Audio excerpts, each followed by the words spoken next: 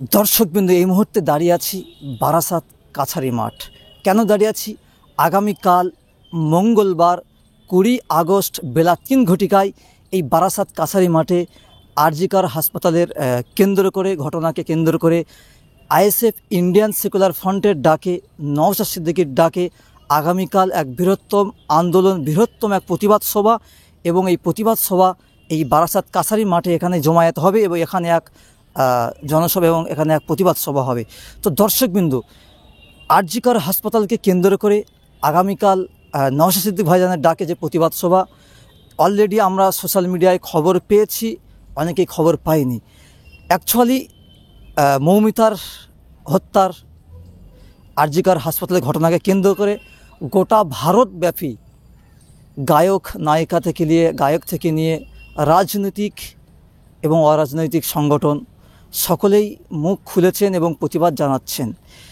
বাংলার মানুষের কাছে প্রশ্ন, সঠিক বিচার পাবে বলে কি মনে হয় মৌমিতা? কারণ এমন ঘটনা নতুন নয়, এর আগে এমন ঘটনা বাংলার ভূখণ্ডে এর আগে বহু এমন ঘটনা ঘটে গেছে, সেই সমস্ত বিচার বাংলার মানুষ এখনও পর্যন্ত সঠিকভাবে পাননি।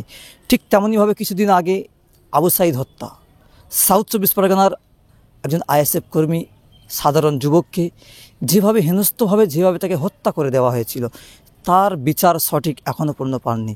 ঠিক তেমনইভাবে আরও যদি আমরা পিছিয়ে যাই, আনিস খানের হত্যার বিচার এখনও পর্যন্ত বাংলার মানুষ পায়নি।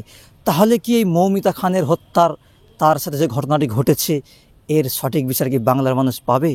এই নিয়ে সোশ্যাল মিডিয়ায় নানান প্রশ্ন উঠছে এবং নানান রাজনীতিবিদ এবং অরাজনৈতিক সংগঠন তারা প্রশ্ন তুলছেন। অবশ্যই আপনাদের মূল্যবান কমেন্ট করে জানাবেন। আর আগামীকাল বেলা 3 ঘটিকায় বারাসাত কাছারি মাঠে আইএসএফ ইন্ডিয়ান সেকুলার ফ্রন্টের নওশাদ সিদ্দিক ভাইজানের ডাকে এক প্রতিবাদ সভার আয়োজন করেছেন। তো অলরেডি আমি মাঠের পরিস্থিতি দেখানোর জন্য আমি বাংলার আয়না চ্যানেলে তুলে ধরার চেষ্টা করছি, সত্যের পাশে শক্তভাবে বাংলার আয়না ইউটিউব চ্যানেল। ঠিক আছে।